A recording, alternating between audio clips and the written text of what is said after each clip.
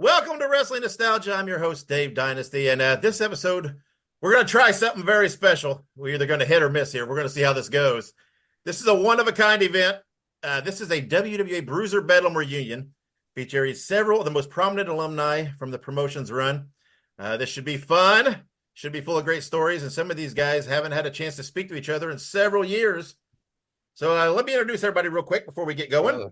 Of course, right there, right beside me, Dr. Jerry Graham Jr., the most highly educated man in professional wrestling. Hello, everybody. Right beside him, Chris Carter. He's either the spirit of America or an international freedom fighter. We'll see which one today. We'll find out. And then down there, we've got Wwa Bruiser Jr., formerly known as Calypso Jim, a true fan favorite and a legend of pro wrestling and super sharp dressed. Hey, Bo. Hello, everybody.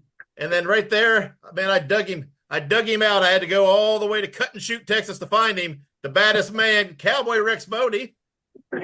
And his horse, graduated. How's Prairie Moon doing? I shot her years ago, man. Uh-oh. Her business was bad. You had to eat her. Is that right? Oh. That's how it got. And then next to him, the longtime voice of Bruiser Bedlam and Detroit wrestling, Terry Sullivan. Terry, how are you? I'm great. And then last but certainly not least, a former promoter, on-air Bedlam authority figure, and a public servant, Gary Woronchak. Gary, how are you? Doing good. Thanks for having me. Yeah, this should be fun. Before we dive into this too far-fetched, Jerry, let me put you on the spot initially here. So before we get too far into this, we may have some listeners who may not be quite familiar with what Bruiser Bedlam exactly is. So just in case they're not, Jerry, since this was your thing, why don't you bring them up to speed? Okay, well, many of the fans that study wrestling history know that around 1964, Dick the Bruiser and Wilbur Snyder began a WWA wrestling promotion, which was strictly independent. They didn't belong to the NWA, WWF, or anything. And it was one of the best promotions ever because during that period of time from the early 60s to the early 80s, the best talent in the country would go through there. I don't have time to list them all. But believe me, Bruno Sammartino, Andre the Giant, they were all there. And then, everything has a shelf life. I was there early in its heyday as just what they call a job guy. I wasn't important to the territory, but I was there and I got to be a part of it in a smaller kind of a way. But then things started, we did well, but then in the 80s, like I said, the shelf life came in and it wasn't looking good, but it was Herodotus that said, circumstances rule men, men don't rule circumstances. I was approached by a group in Detroit that wanted to do pro wrestling, and they had a kind of a novel idea. They wanted Dick the Bruiser, within the contents of the storyline, to be searching the world for the new young talent, and have Terry Sullivan, who I will say right now is as good as or better than any other commentator in the world, be his color commentator. And together they would introduce this new talent, and they kept some old talent on as well. And we started at the Premier Center in Detroit and ended up at the Sofitel in Toledo. And we had a very, very, very successful run. And I'm going to just say one more thing, and then I'm not going to tie up the thing. We began and we finished as a profitable promotion. We made money. Every show I put money back into an account. So we had a lot of money saved for an emergency. You have a show where you don't quite make the nuts, you can pay everybody with no pressure. And we did very well. Our second to last promotion was Leon Spinks and Mojo. That drew well. Then there was one more show after that, which packed a place in Ohio near the Indiana border. I forget the name of the town. But then we heard that WCW was going to go national in competition with WWF. Now, we were able to compete with WWF because they were only coming to the towns like 3 times a year. So if you're in between, even one night in Indianapolis when Hulk Hogan was wrestling Paul Orndorff down the street with, I'm sure, a very good house, we drew 2,000 people at the Tyndall Armory to see Dick the Bruiser wrestle Mojo in a steel cage. So we were still hanging in there. Well, Bruiser and I sat down and said, with WCW going to all these towns 3 times a year, and that's six times a year, and there wouldn't be any room for us. And Aldous Huxley said, inevitable consequences are beacons for wise men and scarecrows for fools. We could see the handwriting on the wall. So what we did, we all agreed to terminate the promotion, and we paid everybody off, all our bills. We were debt-free, and I took the money we had saved and divided by percentage of the ownership to Dick the Bruiser, me, Chris Carter, and Wojo. We all had pieces of the promotion. And everybody trusted me with the money, but they didn't trust each other. So that made me the automatic treasurer. So everybody got their fair share of the money. And then we just disbanded. And though we were still friends, we went our separate ways professionally. But these pseudo intellectuals and these pseudo wrestling experts that imply that Bruiser Bedlam went broke really irk me because they don't know what they're talking about. It's like Kenny Rogers says, we knew when to hold them and we knew when to fold them. We made money, we split up money at the end, and Bruiser Bedlam was a successful promotion. And one time Scott Romer told me Dick the Bruiser was very happy that I did this because it extended his career another couple of years because Bruiser also saw the inevitable consequences coming. So it was a positive thing, and we couldn't have done it without the total cooperation of a tremendous crew of guys.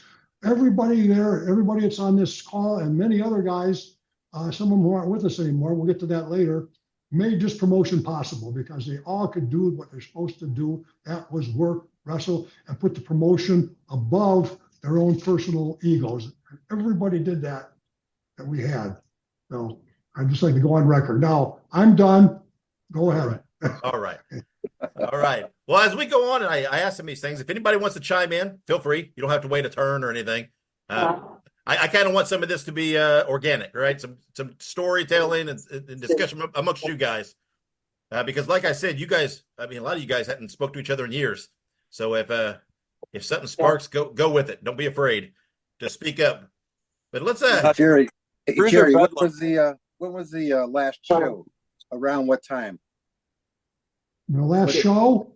Yeah, what year? Well, I'm really bad at numbers, but it was the same month as the Leon Spinks fight. That was our second to last match. So there was one match after that. And then So we closed 1991 maybe? I don't know. I don't know the date of my first match. I asked Lanny Poffo because he knew.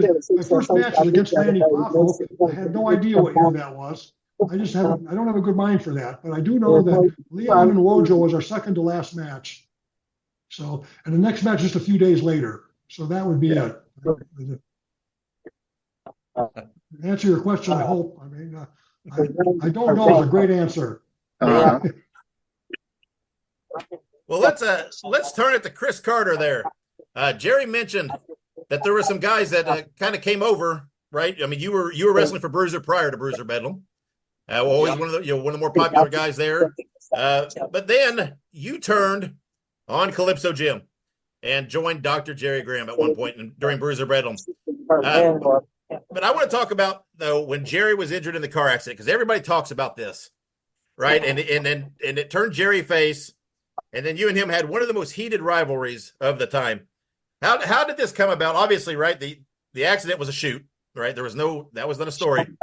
That was definitely a shoot. But first off, I want to say that, Bruiser Bedlam was such a blessing for me. And it was so great that Jerry let me in part of that.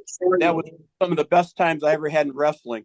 I just want to say one other thing. I never understood why Jerry Graham wasn't the booker in the WWF because he had one of the greatest minds in wrestling that I've ever seen. I learned so much from him over the years, and he gave me some opportunities to let my talent shine, which was absolutely unbelievable. Some of the best opportunities I ever had in my life.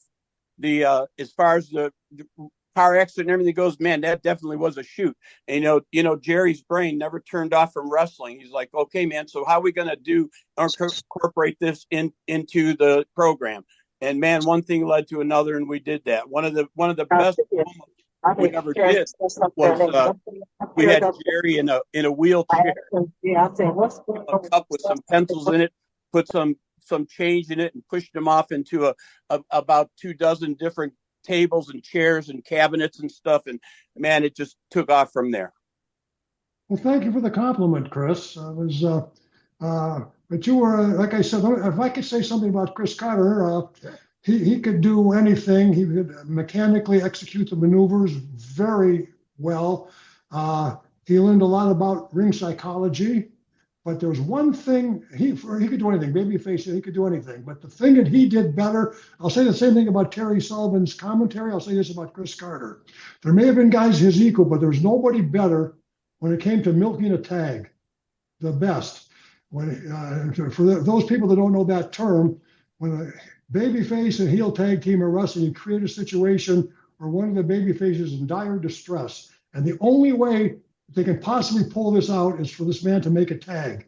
And of course, you tease the people by just quite not making it. And then Calypso Jim, who was great with fire, and when you made the tag, the place went crazy. But it was Chris Carter that set it up. He knew how to know. I've tried to teach so many guys. Some of them learned, but Carter was the best. I'm talking about Ray Stevens, anybody who was also good at that. Carter knew how to milk a tag. He could do anything. I'm not pigeonholing him. He could do anything. But that was what he did better than anybody that I ever worked with, just for whatever it's worth. And it was hard to do that. I'll tell you what, it was a blessing that we got together and got to work together, because we had such great times in that ring, and we had such great times on the road and everything. That experience, the whole experience of the 80s for me was just phenomenal. And you made that happen for me, and I thank you very much. Well, it's my pleasure. We got Chris here and me. I got one quick story that I think is kind of funny. Chris and me found ourselves booked in Pittsburgh. I don't know if you remember this or not at all. And they didn't know who either of us were. Now, at that time, I was the heel and Chris Carter was the babyface. When we get in the ring, they announced from Detroit, Michigan, Chris Carter, and people they're not sure, but they go, yay. And then they says, you're not going to believe who this other guy is, because Jerry Graham Sr. was very big in Pittsburgh. And he said, this is the son of Dr. And everybody started cheering and screaming and yelling. So we're going out to the handshake, and I told Chris, you know you're the heel, don't you? And he says, yes, I already got that. You know, Graham was a heel, the son of, I guess it was like Fred Curry, the son of a heel is automatically a babyface. But we just, at the handshake, we just switched the match. I mean, it was just a one-time deal. We were in and we were out. I don't know if Chris ever went back to Pittsburgh. That was my only time there. And it was kind of funny. We had a great knowledge of the business. It was a natural thing that kind of came to both of us. So we went with the flow of things, and we could go with the flow in the middle of a match. Whatever we had to do, we did it to get the match over. That was the bottom line. It wasn't ego. Sell the match. It wasn't Sell the you. match, not yourself. That's right. Yeah. It was what's best for the fans. Without question. I'd like to jump on there about Carter for a minute.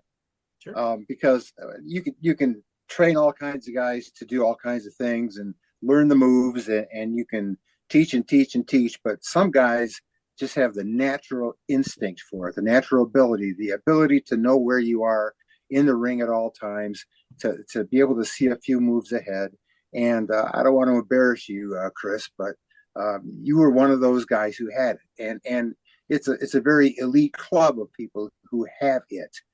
You know exactly what I mean when I say it. You know, it just came natural to you. You were made to be a wrestler, and I thought you had an outstanding run with Bruiser Bedlam and beyond. Oh, shucks, Gary. I mean, you know what? We also had some great times together. I'd love to be able to say that I'm in a blessed. public setting, and it embarrasses the hell out of Carter to hear that. But he could have a match with anybody. There's nobody that he had to be intimidated by. He could always take a lead. We put him in the ring with Road Warrior Hawk and all kinds of it, and the Rock and Roll Express. And never once did I feel that that our guys, Chris Carter in particular, couldn't hold their own. And you know, that just needs to be out there. Thank you, Gary. Yeah. That's very kind of you. I'm a very blessed person, that's for sure. I'm blessed to have had all of you guys in my life. Yeah, I've always said the two of the most underappreciated talents in wrestling, and both came through Bedlam, was Chris Carter and Don Kent. And I don't think those two get talked about enough in the history of professional wrestling like they should. Don Kent? Don Kent. Yeah. Oh, yeah. Yeah. Interesting. I learned so much from Don Kent. He actually took me under his wing, and he taught me, along with Jerry, about psychology of wrestling. But thank God I was able to understand what they were talking about, because a lot of guys don't understand the psychology. There's more to it than just getting in the ring and doing your moves and everything.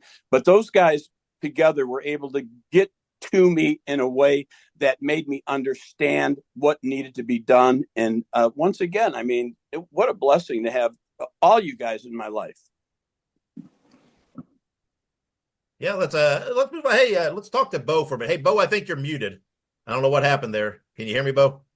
I can hear you. Hey, Bobo, your mic's muted. Bobo. Young Bobo. Right. I think he's talking. Bobo, your mic's muted. somehow. Uh-oh. Unmute there. There he is. There he is. Hey, All right. Well, let's talk to Bo. Let's talk to Bobo for a second. Let's while we're on the track with hot feuds with Jerry. That apparently maybe that might be the topic of the day here. Yeah, it's a blessing to be able to work with Chris Carter and Dr. Jerry Graham and Bulldog Don Kent. And I had some of my greatest moments with those guys. Of course, I wrestled for WWF at the time, and I was every card they had there for a year in St. Louis, I was on it. But I never got in the ring with somebody. I'm going to use the word missed, M-E-S-C-H. So you understand what I'm talking about. Dr. Jerry Graham, Bulldog Don Kent, and Chris Carter. We was in the ring wrestling, whatever it took, we did it. We listened at Jerry, we listened at Kent, and it was the best time that I had, better than it was. I wrestled John, Mr. Fuji, Rocky Johnson, Tony Atlas, Adrian Adonis. It wasn't nothing like when I got in the ring with Jerry and Don Kent. I remember the funniest time, the most hilarious time that I had was when Jerry and we was all up in Sandusky, Ohio, wrestling, and the lady pulled a gun out, tried to shoot Kent and Jerry because they was beating me up. Here's a bit of I nostalgia. remember that. Yeah, that's all right. That's is that the haircut, Chris Carter? Yeah. That's it. That's so it. The That's next Bo. day they come to me and said, "We're going to cut your hair." I said, Yeah, okay, fine. that's what I want to ask about. Tell us about the haircut. So I said, okay, fine. And then, everybody was saying, I wouldn't let him cut my hair. I wouldn't let him cut my hair. So the way Jerry come to me and explained it to me, I said, I'm going to do it. I'm going to go ahead and do it.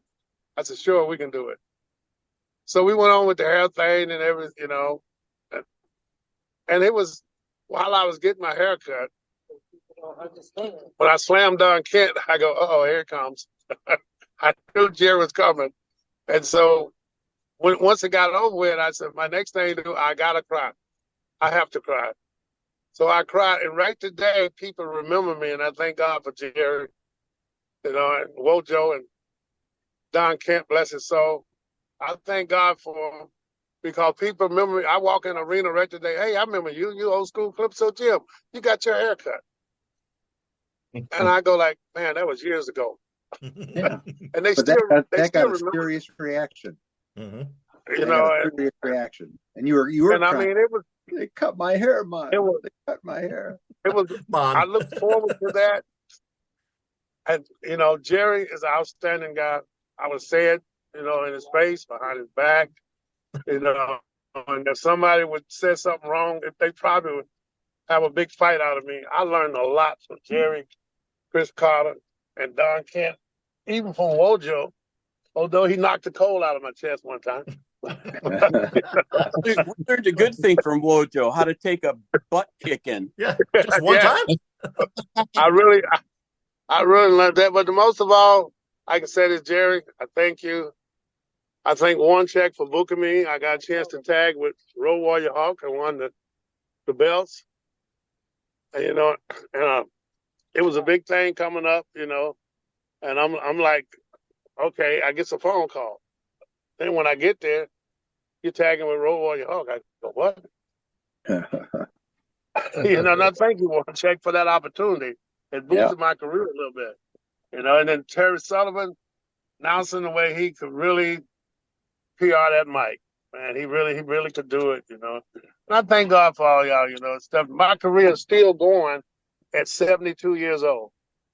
I am still, most of the stuff that I've been doing after heart surgery, knee replacement, stroke, too many heart attacks. I'm still here thanks to the knowledge that I learned from them to work smart, not hard in the ring. And I truly thank God for y'all, stuff that everybody gave me. I thank y'all for giving me the opportunity because at one time, I don't know that Jerry remember this. I remember the conversation I don't know why you boosting Jim. He can't make no money. Jerry took me up on his wing and showed Bruiser that I could be able to draw like anybody else, right there in Toledo, you know. And I thank y'all for that. I really do. You know, for giving me that opportunity. If I can chime in on that, Calypso Jim or Bobo Brazil Jr. did exactly what I did. Many of us did in our early days. We'd take a bag and go to an arena we weren't booked at in the hopes that somebody wouldn't show up. And one time in Hammond, Indiana, somebody didn't show up. It was my opponent, and he was called Disco Dog then, I believe. And he said, "You're gonna wrestle Disco Dog." And when I got done wrestling, I went right to Bruiser. I said, this guy, this guy is main event material. I mean, this guy, and then I forget what happened. I left Bruiser for a while, but when we came back, there was Calypso Jim, and he was getting a push. So maybe Bruiser had a little respect for my opinion, but this guy was terrific. I mean, usually you get some new guy, and I was a new guy once too. So please don't think I'm being condescending or talking down, because I went through that as well. But when I tied up with this guy right off the bat, you can tell when you tie up with a guy almost 50% of what's going to happen the rest of the match. And it was just right. He was right there. He was right there. Nothing to do about it. So I just want to throw that in. The floor is yours, Dave. Well, All right. I appreciate that. I really do. Like I say, I appreciate you for giving me the opportunity. My career was in your hands, and I thank you that I was able to make it over. You're more than welcome. Was obedient in the ring. Yes. Well, let's talk to Terry. Let's talk to Terry Sullivan now, because everybody's talking about all these hot feuds and all these storylines. Well, that's only half of it, right? Because Terry Sullivan's the guy who does such a good job of telling the story, helping to build it over, helping to get it over, working with these guys in the interviews. Terry, but I have to say on your side, man, this had to be fun. When you got these kind of feuds, this kind of material to work with, I'm not undermining your ability, but it's almost like a calling it in, right? It's easy to work with, isn't it? You're absolutely right. Yeah, it really is. It doesn't take, you don't have to think about it. You just react to what's going on. And as somebody has said, the guys in the ring provide the music, and those of us announcing and ringside provide the lyrics. And, with these guys telling a great story, it's just really easy. And, man, you just, I cannot get out of my mind you doing the openings with Bruiser. And your reaction to this, he always called you his favorite announcer, Terry, and everything. I mean, remember my last name. Something else. So let's move on. Gary Woronchak. Announcer Terry. Yeah. Terry. Let me tell you why I asked about when the promotion actually ended. And I looked it up while we were here, and that Leon Spinks match with Wojo in Toledo was in 1989. And here's why I brought that up, because in just a few years after that, independent wrestling took a whole different turn. That's where like Smoky Mountain started in 1991. With their TV and Jim Cornette and his quality mind for wrestling. ECW then in Philadelphia within 6 months or a year after that in 1992. I think that the WWA Bruiser Bedlam TV program was every bit as good and would have been able to fit into that era when you had the insider newsletters that were starting to push the independent promotions. Those that were lucky enough to have TV, like Cornette had and Smokey and Paul Heyman had in ECW. I have no doubt that if what happened in 1985 through 1989, that Jerry and others put together in Toledo, that TV and the storylines and the quality of talent could have competed on any level with those other promotions that I mentioned and others around the country, and then we could have gotten into some talent sharing. It's almost a shame that it was a few years ahead of its time, because you look at the quality, like Jerry Graham could could talk every bit as good as Jim Cornette and Paul Heyman, and the talent that we had. From the hands like Don Kent, who was actually an international performer and actually had his roots in the 60s, and El Brazero and Chris Carter. And then we had a few, we had an array of characters. But my point is that this promotion, had it started a couple of years later, had it run a couple of years later, might have had a very different spot in wrestling history as far as independent wrestling goes. I realized WWA was a major promotion at one time, but it was pretty much a regional promotion when Jerry was running it. And I can only imagine what it would have been like if, because when I ran, and I ran with Chris in Midwest Territorial Wrestling, a couple of years after that, I was able to do some cooperative talent exchanges, sharing expenses with Smoky Mountain, with ECW. I think ECW still owes me half of Marty Jannetty's trans for one of the matches, but it was water under the bridge. I hold no grudges. The point is, even without having a TV, in the little thing that I did for a couple of years in the 90s, we were able to, get some exposure in the insider newsletters and even in the magazines and stuff. So it's just high praise, I think, for what Jerry and others put together in Toledo, that we could have held our own with anybody. And I really appreciate the opportunity to learn so much. I got to sit next to Terry Sullivan, and I got to babble into some commentary, and he was very kind and very, very nice to me, even though I was horrible on the mic.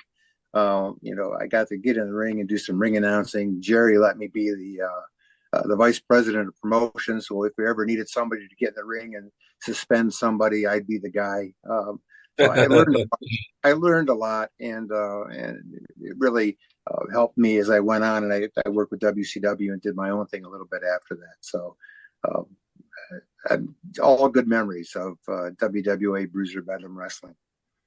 Hey, can I say something? Yeah, go ahead. I just want to make sure you can still hear me. My phone started making some funny signs and stuff I didn't understand, so I just wanted to make sure you can still hear me. Thank you. Yeah, we can hear you. Nothing more to say. Just want to make sure I'm still part of the conversation. Yeah. Can we get back to Bruiser Bedlam for a second? And Gary, thank you for all those compliments. That was really great. But I do want to get back to Terry Sullivan, because Terry Sullivan is the one that brought Bruiser Bedlam to life. I mean, as far as I'm concerned, Terry's the dean of professional wrestling commentators. There's none better. And if I'm not mistaken, he is the longest running commentator for professional wrestling. I believe he beats JR by 1 year. So as far as I'm concerned, he's the longest. And he told was still alive that old. he told the stories of what we were doing and brought them to life in a way that is just absolutely unbelievable. And to this day, I still work with Terry Sullivan, because we're involved with Championship International Wrestling, and Terry is the lead commentator there, and he's kind of taken me under his wing and helped me doing some commentary and stuff. But Terry, what a hell of a job you have done for so many years. You have the greatest voice for doing that, and your knowledge of professional wrestling is just absolutely unbelievable, the way you bring it to life for the fans. Thank you so much. Oh, thank you. I really appreciate it. That's very nice of you. And makes it so credible, right? Because we talked about the haircuts and the car wrecks and the blood and everything. And here's Terry, a little more straight laced, a little more credible, right? That more almost that news anchor type approach, right? Not an over the top character, but bringing a sensibility to this madness. He's like the Walter Cronkite of professional wrestling. Can I ask a question for the group? Sure. This is just a question. It's your opinion. So whatever you say is the correct answer. When I'm asking somebody's opinion, how much better do you think we would have drawn had it just stayed like the territories? In other words, there was no WWF, that if they wanted wrestling, we were it. How would we think we would have done? That's my question. Brother. If we were 5 years sooner in that business, we would have made such a dent in the territories. It would have been absolutely unbelievable. We missed it, but we still had a great, great run. And there's one other guy from the Bruiser Bedlam we haven't talked about much, and that was my tag team partner, Muhammad Jihad Saad. And he had a lot to do with Bruiser Bedlam.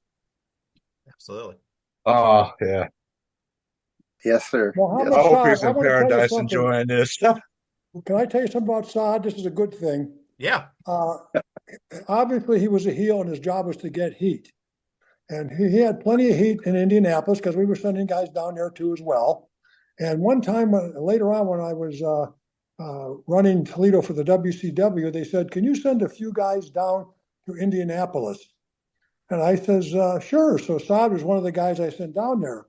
I later found out that they had put Saad against Ric Flair in like a job match. And no matter how bad Flair beat Saad, they were cheering for Flair. They hated Saad so bad. And Saad wasn't there for that. And then Buzz Sawyer jumped in the ring, and the two of them started beating up Saad. And they started cheering even more because he had so much heat from being a main event wrestler in Indianapolis that there's nothing they could have done to him to switch the heat back. He had more heat than Flair. He had more heat than Buzz Sawyer. And I will also say, while I'm talking, it reminds me of the time that Carter wrestled Buzz Sawyer for WWF in Detroit. And I told them, I says, if you're trying to get Buzz Sawyer over as a heel, it's not going to work. And I said, oh, no, we got the TV. And if you remember, Chris, they were cheering Sawyer as he soundly thrashed you, which is a tribute to you and your heat. They had it absolutely was there. They were cheering and cheering and cheering. Nothing Sawyer could do to turn them, the fans, with Carter. And that's because Carter done such a good job over the years building up his heat. And so I say that just to say that when we were in there with the big boys, we held our own. That's all. Jerry, I loved it. I remember that night well, because I remember you looking at Gorilla Monsoon and saying exactly what you said. If you think that Sawyer's going to get over as a heel against Chris Carter, you're out of your mind. And Gorilla Monsoon looked at you like you were nuts. After that match, he said to you, "You were right." Well, there's a gentleman. That's a sign of a gentleman. Yeah. Well, let's talk. We've talked about how part of the mix was Bedlam had all you guys, right? The veterans. But then you also brought in some younger guys, some newer guys, developed a few guys of your own. And one of those guys is sitting right there in Rex Bodie, right? Who had Cowboy. Very little exposure until he came up. Rex, when you came into this locker room, we were with a lot of established guys, a lot of guys that had worked together for many, many years. What was that like? Did you have trouble fitting in, or what was it like coming into as a newer guy? It was thrilling. There was a time in my life. Thanks, Doc. You're more than welcome, and you more than paid me back with good matches and good talent. So your debt is even. You made it back to be in the ring. Okay. Hey, Jerry, one real quick thing in. Rex Bodie was integral, Jerry, and your brainchild of a barbed wire match, if you remember that. I think that was one of the first barbed wire matches that ever happened. It was me and Jerry against Bodie and Scott Recksteiner. And I'm telling you, man, we tore the house down, blew the roof off that place. And thank you for that, Rex. Chris. You guys are the best. There was a brilliant man once said, hey, it's better to have been a has-been than it never was. So, hey, my hat's off to you, Gary, Jim. All has been. You guys are the best. Well, I talked to Rex. Gary, I talked to Rex a little yesterday. Jerry, what's the thinking of taking a amateur standout kid from Michigan and making him a cowboy, though? Yeah. Well, I just wanted characters. Now, I trained Scott Steiner, as you know, Wojo and I did. Yep. And Rex Bodie came and worked out with us. So, I mean, he had been trained by George Steele. I mean, he was already been trained, but, a little extra workout never hurt anybody. Sure. Right, yeah. And I could see that Rex Bodie had it, but I'm saying, let's face it. It's just like myself, Jerry Jaffe. What kind of a name is that? You're going to, like Bull Curry once told me, he says, this is no kidding. Bull Curry says, Jaffe, what kind of name is Jaffe? The only place we're going to put you over is a top rope. That's the only place. So you got to get another name. So there was nothing wrong with Jim Oliver's work. There's nothing wrong with his execution and everything. But I wanted to create a character that, like I did for myself, So I figured, what the hell, let's get, everybody likes, we used to have Cowboy Bob Ellis, Cowboy Frankie Lane. We didn't have a cowboy, so we made a Cowboy Rex Bodie, and he did a really good job with the Bulldog headlock and everything. And he was always there. Like I said, this thing was what they say in the theater was an ensemble cast. None of us was an absolute standout star. What it was an ensemble of guys working together, always wanting the promotion to be better. And some guys would say I was a little hard on them after a match because I didn't like this, didn't like that. But the person I was hardest on most of all was me. When I watch my matches, I'd go to the mirror or whatever, that's metaphorically, but I could have done this better, I could have done that better. But that is a healthy attitude to have. When somebody comes to you and they want to help you because they saw you did something and they didn't think it was quite right, and it depends what their attitude is. They're going to say, you're just shit, you stink, you shouldn't be in the business. That's one thing. But if a guy says, I saw you do that, it'd be a little bit better if you did it this way. That's another. I'm not going to mention any names because this is an upscale interview, but there was a guy once that was similar to Abdullah the Butcher. And he was working for us in a later promotion, way past Bruiser Bedlam. And he was a little bit slow. It hit the guy and just stand there and look at him. It hit him and stand there and look at him. So I took him aside and said, you're doing okay, but I'd like to see you get a little bit more aggressive. Just, you don't have to start bouncing off the ropes. Just follow him around more, hit him more, kick him more, just stay on him more. And he used some profanity to me and quit. Nobody tells me how to work. I mean, I didn't tell him in a bad way. I was trying to figure out, I had more experience than he. I know what I was watching, and he would have done better if he would have been a little bit more aggressive. And he quit. So you can't tell, I just say it, the old timers, you can't tell these young kids anything. I never told anybody they stunk. Anything I've ever said to anybody was same thing that they said to me was when the old timers would tell me something, I would appreciate it. I'd say thank you. And but today these guys, they think they can throw a drop kick, know how to put up a ring, and they're a promoter. And I watch these guys come and go, and there's nothing you can do for them because they know everything. It took me years to learn what I learned, and I had some really good teachers. But today it's a different story. Yeah, which is, I think, one of the reasons that Bedlam was so appealing, right? Because it wasn't driven like that, right? It was the stories, right? It was the emotions, and all the way from Jerry with the ideals to all you guys executing to Terry selling it and Gary selling it on commentary. I mean, it was all about telling the story, making the crowd feel the emotions, and I think that's why it stood out. Well, like Martino Angelo taught me once, the Sheik never did this, but he says, what's the matter with putting the baby face over, having a baby face champion, and then every time the heel tries to get his belt back, have the baby face use a heel finish? In other words, let's start screwing the heels.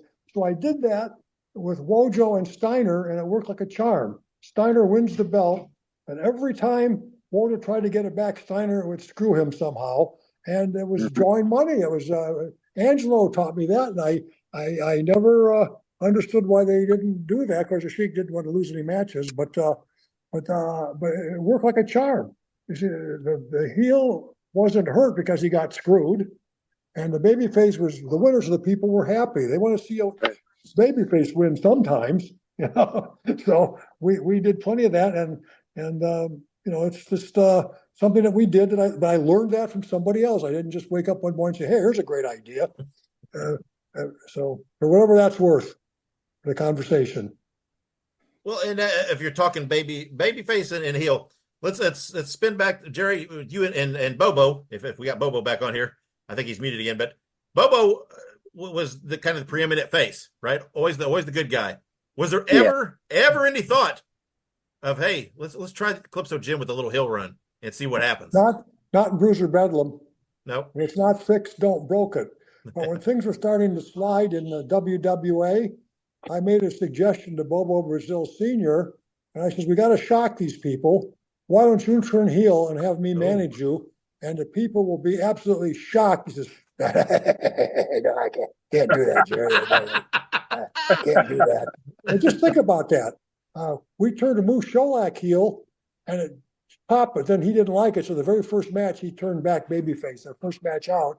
The storyline was that Moose went to jail from a bar fight and Bruiser wouldn't bail him out, but Dr. Graham bailed him out. So now he owes Dr. Graham. It was me and was me and Moose Sholak against Spike Huber and Wilbur Snyder. And Sholak turned on me. So it was a wasted angle. The first match, I mean, eventually Moose probably would have turned back babyface, but let's see if we can milk this. But I thought Bobo Brazil, that would be devastating to the fans. I think that would really have created something. But the saddest words of tongue or pen are the words it might have been, said Alfred Lord Tennyson. Well, hey, Bo, what about you? Did you ever have any desire to dip your toe into that heel as a heel? Yeah, I turned heel in Toledo there on our second run. They turned me heel for a little while, and Jerry came up with the idea that I take the money. So I took the money and become a heel. And I had so much heat. They said, they better turn you back, baby. So they turned me back, baby. After about, in 2 months, I won the world's heavyweight championship and then held it for 2 months and turned back over. I think we was running with field organization and Andy them organization. Doc was there. It was Doc's idea to turn me heel. And I turned heel. They gave me a big roll of money. I mean, a big roll. So, one guy told me, said, hey, that was worth it. Turn the heel with all that money. What you going to do with it? I said, I'm going to probably buy me a new outfit. And I came in the next month with a new outfit. And I've been healed several times. And it just being a heel, I enjoyed it, but they still cheer me, anyhow. So I turned back, baby. Another one I wanted to turn heel. Another one I wanted to turn heel that wouldn't do it was George Cannon. When he was doing his Superstars of Wrestling, I said, why don't you turn heel and manage me and Wojo? Say you're tired of these stupid Canadians and the Americans not appreciating two of the premier talent in the world. With me as their manager, we're going to go, the sky's the limit. But Jerry, I don't think that'll work right now. And George had that high Irish brogue, he was one of my best friends in the business, although, he could be a little ornery too. But that's when I realized I had the curse on me.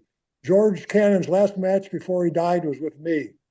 Dick Bruiser's last match on TV before he died was with me. Don Kent's last match on TV before he died was a tag team with me. So I kind of feel like the Grim Reaper. Hey, but, Gary, they were. I remember when you used to call my house and my son was little and he'd answer the phone and he'd say, "Who is this?" And you go, "It's George Cannon." What George Cannon used to do, Dick the Bruiser would say, "Call me collect," because it's a business call, I'll pay for it, because those days you didn't have cards and stuff. So he'd say, collect call for Dick the Bruiser. So Dick the Bruiser would say, "Hello," and then Cannon would go into Bruiser's voice, "Hello," and the operator would go crazy. "Operator, what did he just say?" And, "No, I said I'll accept the charges." "What do you mean accept the charges?" It would drive the operator nuts, because George could do a pretty good Dick the Bruiser. And George is one of the guys that the wrestling was better off for having him been in it, because he was a good hand, he was a good manager, he was a good worker too, and he was funny. He made me laugh. The first time I met him, he told me a joke that I still tell to this day, and he just absolutely was. And once again, he was. Like I said, a good manager, a good talker. And I thought if he started crying again and stuff and managed me and Wojo, we would have really had something going. But once again, he didn't see it. So at that time, I was just an employee. Later on, I was his partner, but at that time, I was just an employee. And so I made a suggestion, did what I was told. George Cannon, Jerry, actually gave us the opportunity to get together. Yes. Back in the very early 80s. He put us together, put you as my manager, and man, the rest was history after that. Yeah, I could never figure out a booking decision that he made. We were getting a lot of heat on TV with John Bonello, and at the end of the last week of the Newfoundland tour that you were on and I was not, he flies in Cool Cat Jackson for a special match. I was wondering, what if he flew me in to be your partner to go against Hartford Love, who was a solid Newfie babyface, and John Bonello? I think that would have torn the house down. But he went with Cool Cat Jackson. And nothing wrong with Cool Cat Jackson. He was a good hand. I'm just saying, going along with the storyline that we were having, I'm not knocking anybody. I don't get taken wrong here. It was right there. Everybody wanted to see me get my ass kicked because I was helping Carter as his manager every step of the way. And that was all on TV. That was all part of the program. And I even mentioned that to George. And he goes, no, this is going to really draw. Well, I also had another one. Tell me what you think of this. And once again, this is an opinion. This is an opinion. So whatever you say is the correct answer. Nobody's wrong. Early on, I was up in Montreal doing tapings for George. And Sailor White's up there. And he was kind of a rough person. I don't speak ill of the dead, but he was. Let's do him and his. Oh, sorry. No. I was just going to say, my suggestion to George was, why don't you bring Big Dr. Jerry in and have the two of us start beating you up at an interview and have Sailor White come out and save you and say, I'm not going to have those two Canadians beat up by a Canadian beat up by two Americans. I had to come and help Cannon. And if we went to Newfoundland with that, which is hometown for Sailor White, I thought that would have drawn a ton of money if Jerry could have stayed sober. It would have been a problem. But the angle itself I thought was good. But just throw that out. If you tell me I'm wrong, I won't be mad at anybody. It's just an opinion. But I did take the Jerry being a drunk into the equation, but I thought I could control him for 3 weeks. Maybe not. Yeah, maybe. Yeah. No answer. Okay, I'll count that as a zero. No opinion. That's not a zero. That was great thinking, man. You have a great mind for wrestling, and I still can't believe to this day that you got spurned by the WWF at that time because they were out of their minds. Well, when Pat Patterson took me up to the hotel room, I thought I was in the court of Caligula. And once again, I want to make this very, very clear. I have many, many gay friends in and out of the wrestling business. That's got nothing to do with it. But sexual harassment is sexual harassment, whether it's gay or straight. And that's what annoyed me about the whole WWF. Not just my experience. Mine was kind of mild, but I've heard some stories about a lot of these guys, and I just think you should be hired or fired on your talent. If they didn't think I was any good, that would be fine. But the way they fired me was a classic. I left the St. Louis Chase Hotel, and the next day went back to Toledo to our family business, Tyler Meats. And I was out calling on customers. When I came back to the office, I had a message from my secretary. A girl from the WWF called and said not to come back to any of the shows. So Vince's secretary used my secretary to fire me. They couldn't even say, look, it's not what we're looking. You could fire a guy. I mean, George Steele was one of his lieutenants, as was Jay Strongbow. These are all good friends of mine. They could have called me up and said, Jerry, you're just not what we're looking for, maybe down the road. There's ways to fire guys without being totally abusive. But that, to me, not that I was fired. He didn't want me, but the insult of having his secretary call my secretary was, to me, beyond the pale. But who am I? Who am I to complain? So what are you going to do? You can't talk about WWA and Bruiser Bedlam without going into some detail about the great Wojo. And I'm sorry Wojo couldn't join us today, but Wojo was kind of at the center of everything throughout the majority of the run. He held the belt for almost the entire time that I was involved, except when Scott Steiner held it for a bit. But and then near the end, Wojo in with Leon Spinks, Wojo in with Tommy Wildfire Rich. Wojo always the Iron Sheik, always the man on top, always the guy that because he was legitimate. He was an Olympian. He was he was a shooter, and he was I would say he was a very adequate professional, but he had credentials that made him a star. You had to believe him. Nobody could say this guy's not a real wrestler. This guy's not tough. That's right. They say I don't like pro wrestling. That's fine. But he was the real deal. And he took to it. A lot of amateurs have trouble making a transition. Rex Bodie was a great amateur wrestler. He made the transition quite well, as did Steiner, as did Bob Roode, as did Von Roschke. But many a guy just couldn't make the transition. They didn't realize, like, for example, we're at Libby High School where Wojo taught to do a fundraiser, and that match ended with Wojo beating me to a bloody pulp outside the ring and getting disqualified.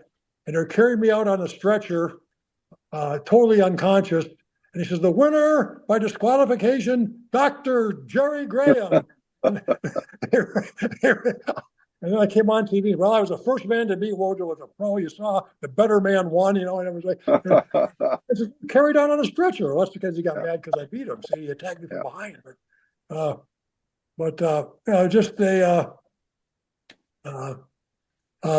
Just a funny from the past. I remember that one.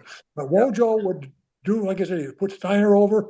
Wojo would do what he too, and sometimes the amateurs, not all, would be a little bit more touchy about stuff like that. But Wojo was there to get the promotion over. And I can tell you this, that I can vote 100% that Wojo was the toughest, roughest, meanest son of a gun that I ever got in a ring with. You talk about legit, he was legit.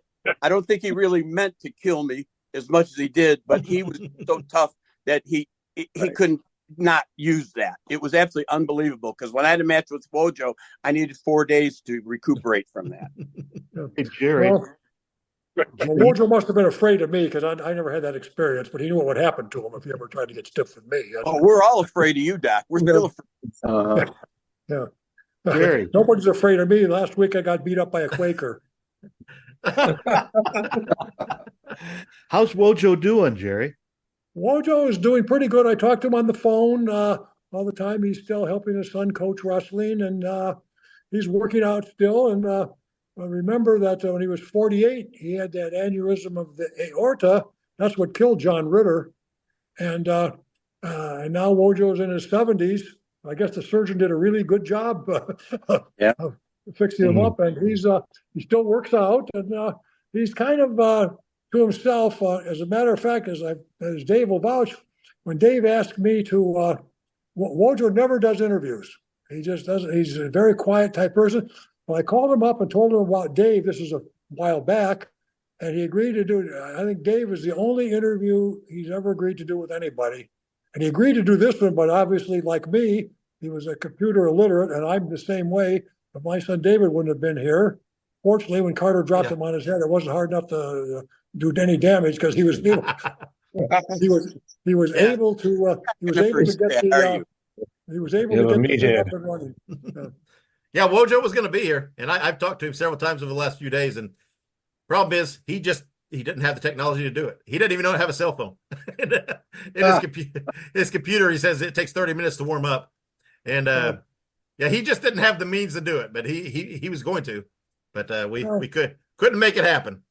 Well, we tried, but he also, let's not forget, one of Wojo's key mark things was the challenge. The challenge, yeah. As world champion, he felt obligated to take on anybody that thought they were fit to wrestle him. So we would go around the country, or Midwest, I'd say, but he would have to bring a doctor's slip and sign a waiver. Although in Ohio, we didn't need that because there was an assumption of risk law, but we didn't want to take any chances.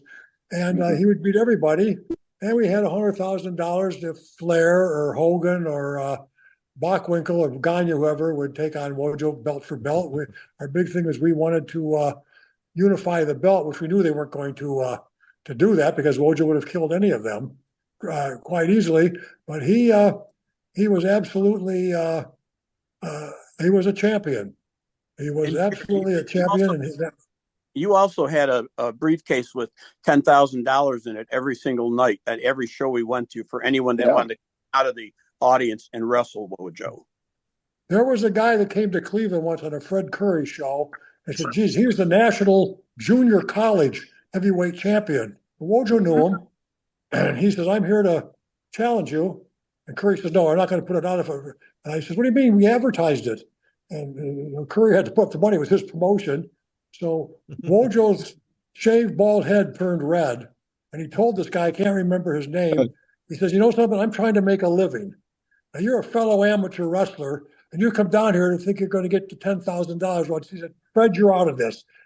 My word is good. I'm putting up the $10,000, but I'm going to tell you, when I get you in that ring, I can't use the language now because we have women and children watching. He told him what he was going to do to him. And the guy said, oh, a ring? I don't know anything about a ring. I thought this was going to be on a match. I can't wrestle. Good thinking, good backpedaling. Because Wojo said he's going to hurt him. And Wojo always just tried to win the matches with as little damage as possible because it was showing most of these guys weren't. They wanted to impress their girlfriend by getting up in the ring. And but this guy wouldn't get in the ring with Wojo. As soon as Wojo said, I'm putting up the money, he said, Fred, you're out of this. No, it's you and it's me and it's my money. And if you think you're going to get it easy, it's not going to happen. And it didn't happen. But like champion. I always wondered. I told this to Chief Jay Strongbow because I only talked to Vince McMahon a couple of times, and he was. I will say this: he was polite to me, but he was not buddy. He was like a businessman. But I says, if you put Wojo on crew, and you making trips around the country, you send him to work out in the college, whatever city you're going to be in, send him in early, have him work out with the college wrestling team, and they can see that he's the real deal. And then you put him over, but when you got somebody big like Hogan, he'll do the job for you. I say put Wojo like right at the semi-main type of a thing where he's important to the show, but he'll put guys over for you, and you really get a lot of street cred if he goes to the University of Syracuse or the University of Toledo, even or University of Indianapolis, any place, any college you want to go, Big Ten, Ohio State, University of Michigan, and work out with the team. He would beat anybody on the team, no question. And they would, but Vince didn't like that idea. So of course, Vince did very well without me. So and like Gary mentioned earlier, and like we talked about with Terry in the announcing earlier, I mean, Wojo was in this wild, wild world, and people that have doubts. I mean, Wojo was instant credibility with his background. I mean, no one was gonna. You can say what you want, like the old Johnny Valentine. You know what? You may not believe those guys, but you're gonna believe I'm real. And Wojo was like I said, when he walked out in the ring, and I could feel it when I would manage him. People were realizing this guy is really a tough guy, and but his heart was in the business, and he was also a tremendous asset, as was everybody else. Everybody that's here and people that weren't here. Can I take a minute to just give some acknowledgments here to the people that have passed on and were part of this? Just mention their names real quick. Yeah. We got to start with Dick the Bruiser, Bobo Brazil Sr., Moose Sholak, Terry Tyler, Malcolm Monroe, Mohammed Jihad Saad, Denny Cass, the Polynesian Wild Man, Prince Mama Mohammed, Gilbert Guerrero, and of course, Sam Botek Jr., who was there with our sponsorship of Miller Lite was our sponsor, and there would have been no Bruiser Bedlam without Miller Lite. And we needed a shout out to Dennis Cattell, who I haven't seen in probably 15 years, but he taught me how to produce and direct the TV shows. So without him helping me, that was a thing. And John Robinson Block, who owned the Toledo Blade and Cable System, who used his influence to get us on TV and gave us good coverage in the press. Those three guys made a big difference in our success because they gave us knowledge and exposure that we normally wouldn't have had. So, absolutely. Case closed.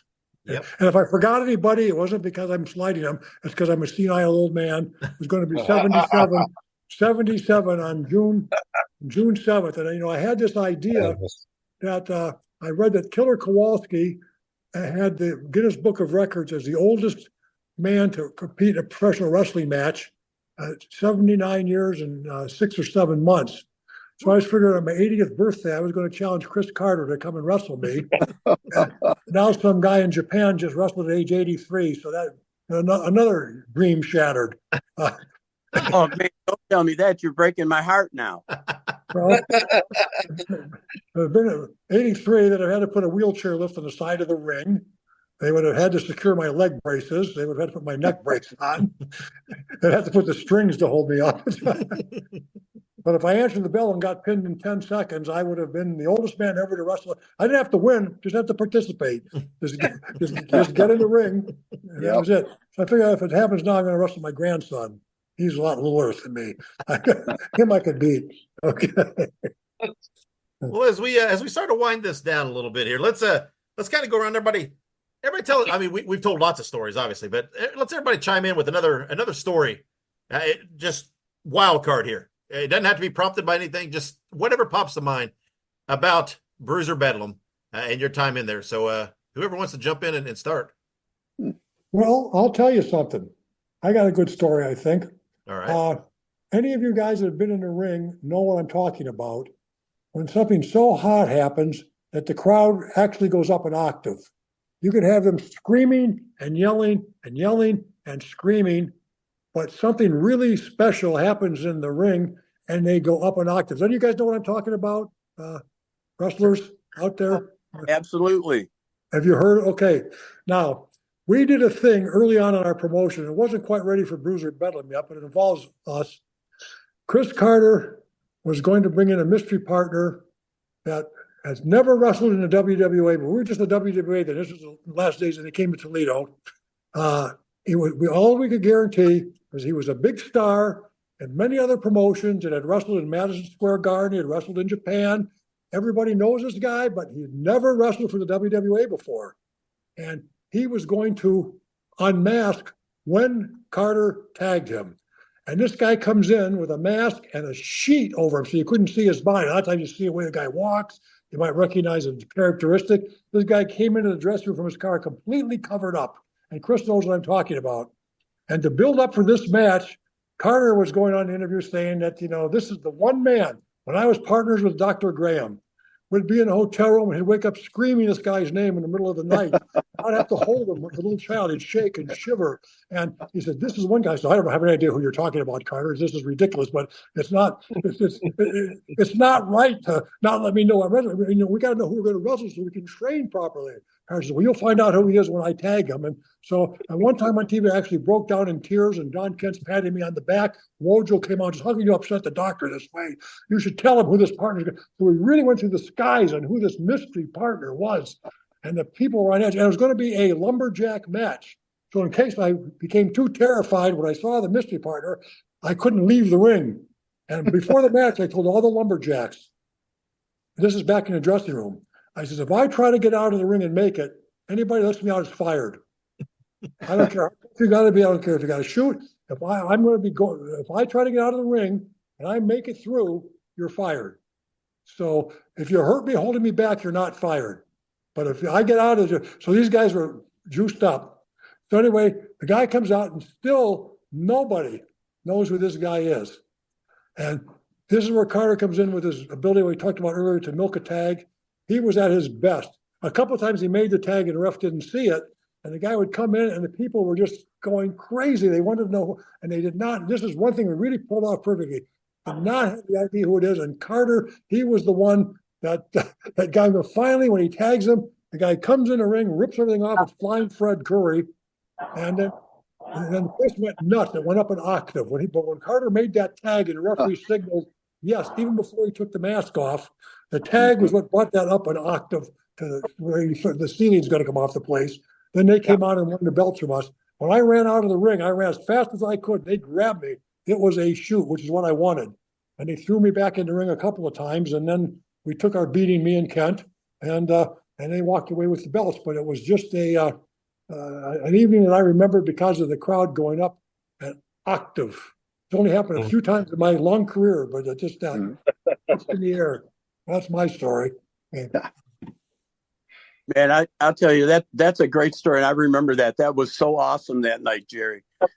My story is that when we were wrestling, I think it was for the Metro Detroit Ford dealers out at the Pontiac Silverdome on an outdoor show. There was probably 10,000 people or more at that show. It was me, Boba Brazil, Dick the Bruiser against I know it was Jerry and Don Kent. Man, I can't remember the other guy. But anyway, during that match, when they put the ring together, there was a board that was separated.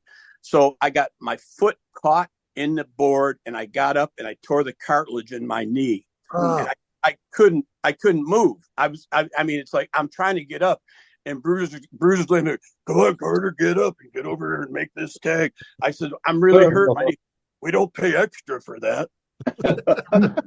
And so for the next 10 years, anytime anything happened to somebody, Jerry would look at them and go, we don't pay extra for that. Hey, I have a caveat to that story.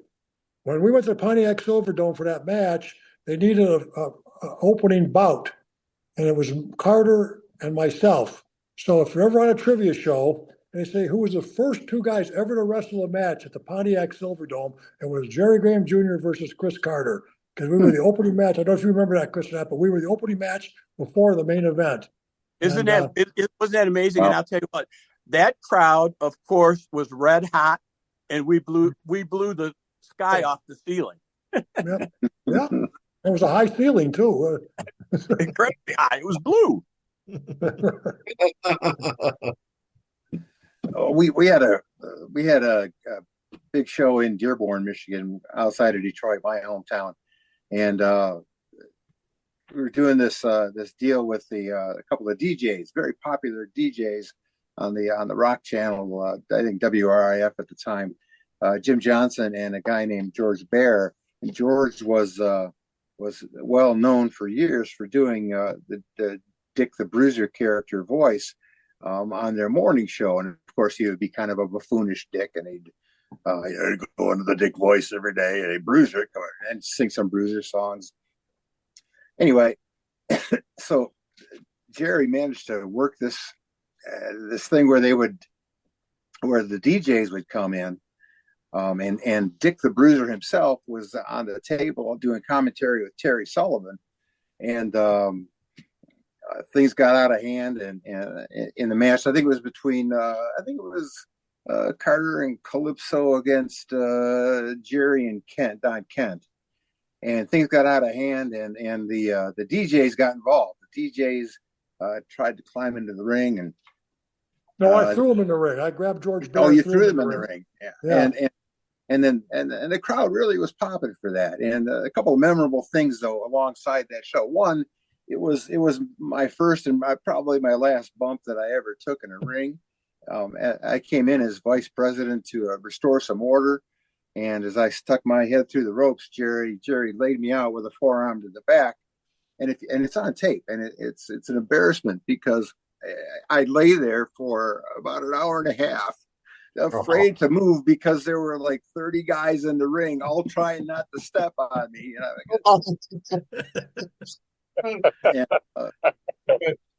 And it's out there on YouTube somewhere, and you can see me and I sold Jerry's forearm like nobody has ever sold Jerry's forearm. Man, it was when I saw you do that, it was like Christmas Story because you laid there like a slug. I did. A little sidebar story on that. My wife and young daughter. My daughter was quite young at the time. She was 8 years old or 9 years old or something. They were working at the merchandise table.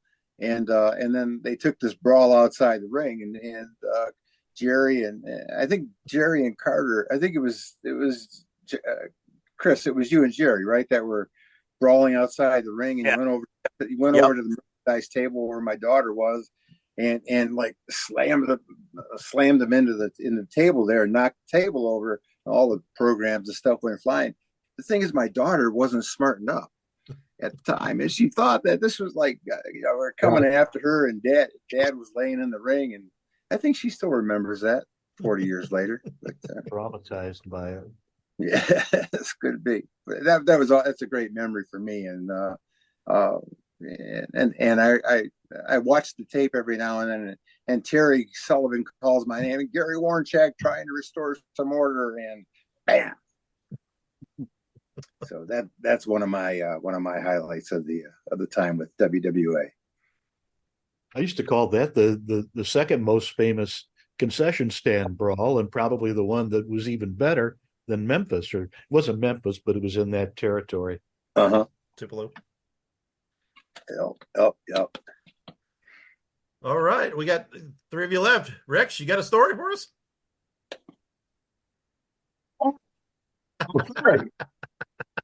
I was off on a journey. Hey guys, it was great seeing you again. Yeah, my story. Wow. Just going on the road with you guys and just being in the ring with you was an honor. Terry, I know you from way back when. You don't Yeah. remember, but Oh, yeah, I I sure recall do. when oh wow. I can recall tell you a Rex Bodie story if you want me to tell your story for you. Oh, I got a good Do it. one. you tell a story One better time than in any Indiana, Wojo couldn't show up. We had advertised a challenge match. So the best amateur we had was Cowboy Rex Bodie. And Yeah. Rex says to me, Oh, Lord. Jerry, I'm not in the best of shape right now. I says, don't worry, I'll handle this. So I go to the guy that's going to wrestle him. I says, listen, he doesn't want to hurt you. This is just showbiz. Just go in with the guy, roll around. Don't do anything to get him mad because he's got a little bit of a temper. But as long as things, so in other words, I terrified the guy into thinking that if he got too tough, Jim was going to kill him.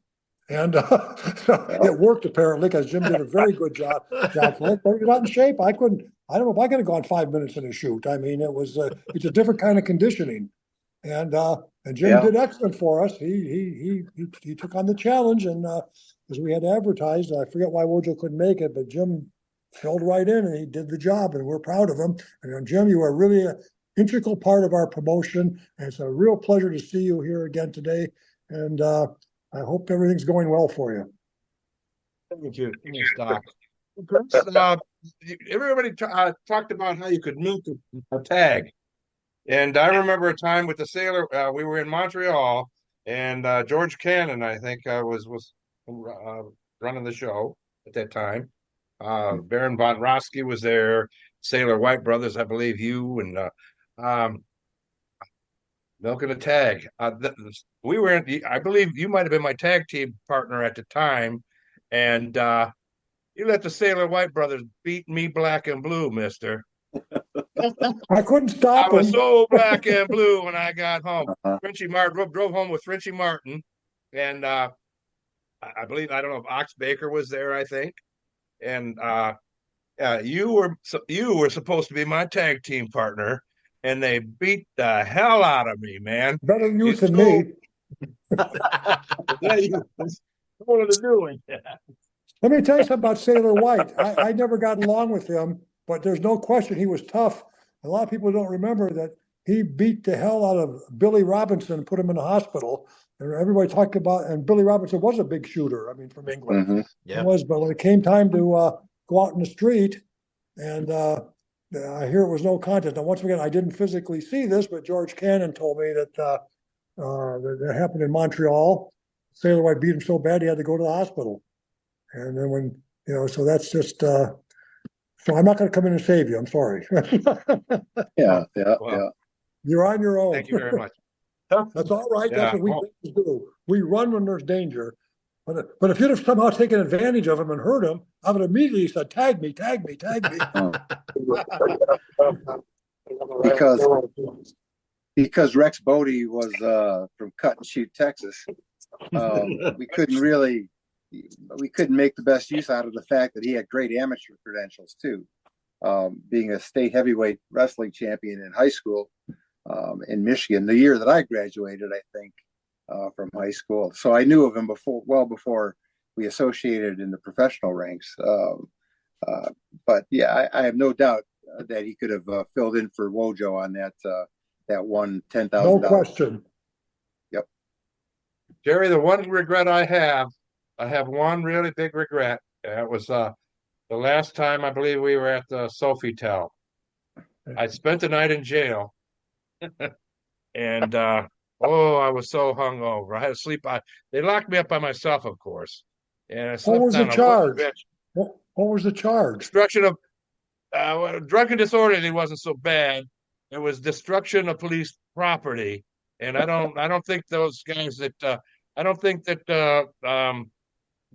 they pressed any charges against me because you know who it was. And anyways, it was like the last show at the Sofitel, and I missed my cue. I really missed my cue. I had just enough juice. To make it in the ring and work with somebody. And Wojo was he was there talking about how nobody was tough enough to take him on. This is the last time I'm going to work with these guys. Nobody's tough enough to take me on. I missed my cue, man. I missed my cue, and I feel like it happens. It happens. I should have jumped. I should have jumped him then. Well, Put him in a sleeper. Like I should have put him in a sleeper. Shoulda, And I woulda, regret not coulda. doing it. Yeah. That's all right, but you were still great. I still enjoyed tearing up your cowboy hat. Okay. Thank you, my friend. That sounds a little more like Badlands Bodie than Cowboy Bodie. That's true. That's true. He's all part of the same knucklehead, Dr. Heine. You may call me Dr. Heine. We've been doing this for an hour plus, close to an hour and a half. I'd like to hear Terry Sullivan's commentary on how this meeting went. Terry, take it away. Well, ladies and gentlemen, it's been quite an amazing day here in Indianapolis, Detroit, and wherever Calypso is. They're Bobo Jr. and Mr. Gary Woronchak, the pride of the state legislature, as always. We certainly hope you've enjoyed being with us here today as much as we've enjoyed bringing it to you. Oh, my God. Don't forget, join us 2 weeks from tonight at the air-conditioned Cobo Arena. Whoops, wrong one. Terry, you are the best, man. You are the best. So, Terry, do you have a story you want to share? Well, aside from trying unsuccessfully all the time we did Bruiser Bedlam to actually get Bruiser to say something, I thought, well, this is going to be great. I'm not going to have to say a thing. Bruiser's just going to get on there and no, not quite. And I tried my best to set him up, asking questions and to bring him into it and provide natural jumping in points for him. He just wasn't too talkative. Toward the end, he loosened up a little bit. What was his friend's name, Carter, that he used to talk about on the air? You know what, Terry? That was in my head right now. That's absolutely unbelievable. You got him so loosened up and so willing to talk. He talked about one of the matches going on. And he said, Terry, that guy in the ring, he reminds me of my old high school buddy. Yep. And you said, who's that? He goes, well, it was Peckerhead Boak. Yeah. And I'm thinking, oh, this is never going to make it on TV, but we'll roll with it. Yeah. It made it. All right. Hey, Bo, how about you? Do you have a story you want to tell us from your days in Bruiser Bedlam? Oh, is Bo still there? He looks like it was just a wonderful time. Oh, Bobo. He's frozen. I think he might be froze. He still resents the haircut, I think. He's holding a grudge. They cut my hair, man. He stopped my hair. Well, we'll see. Is there any way I can mention something that's not really? We was in Toledo, and Chris, my heart. I had a last man standing, and we was rattling up something. He go, Jim. I said, what? He said, look over there in the crowd. I looked, and he go, it's Jerry's girlfriend. When I turned, he knocked the mess out of me.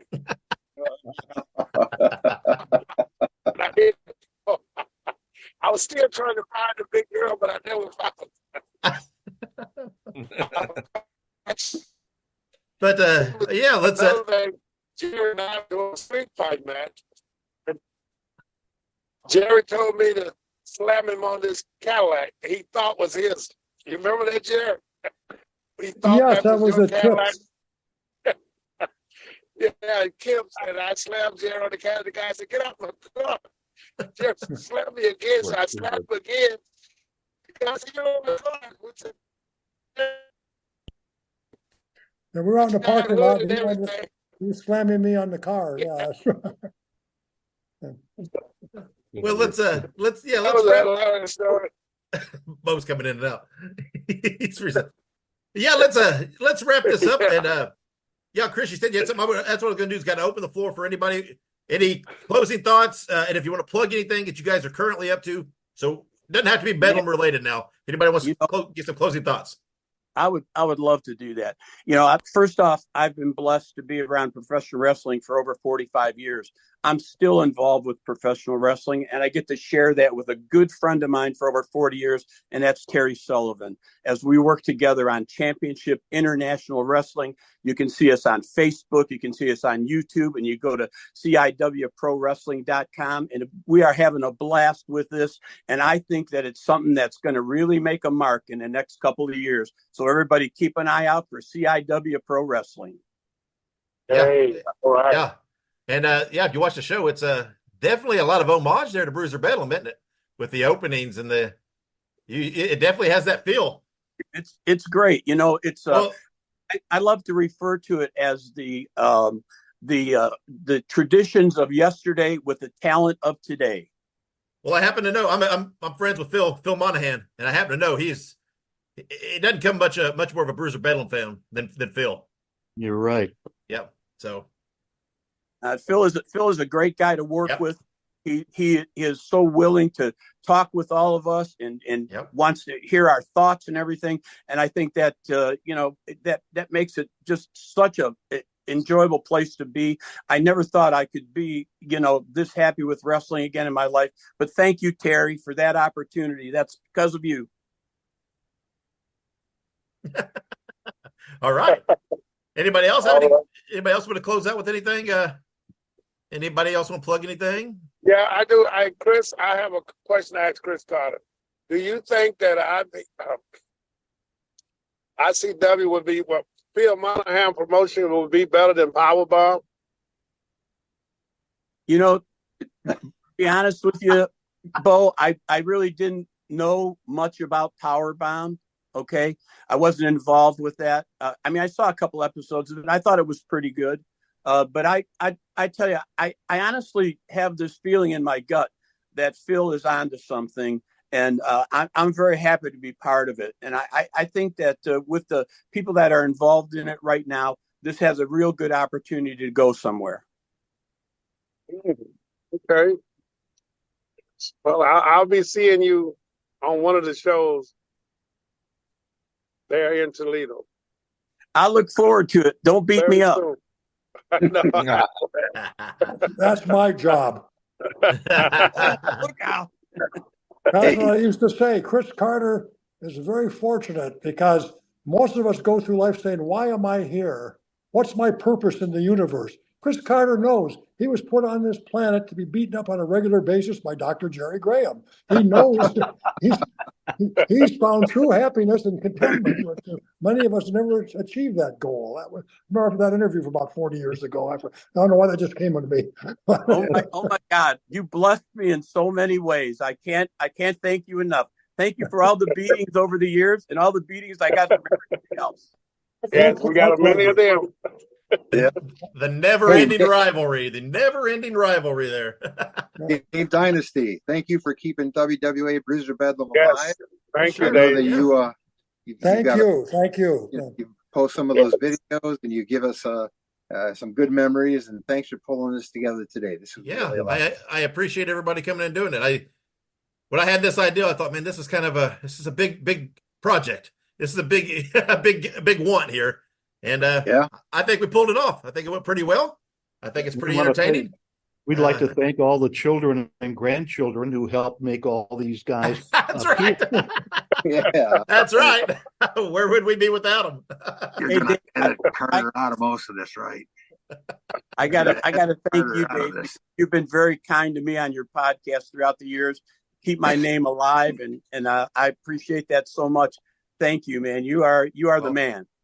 Well, I appreciate that. I'm fans of all of you guys. I appreciate everything you've done, and I'll forever say that, man. I will go to my grave trying to shine more light on Bruiser Bedlam and all you guys, because it's deserving. We appreciate it. I want to say goodbye to all the guys. I enjoyed talking to all of you, each and every one of you. Brings back some good memories, and onward and upward. Absolutely. Right.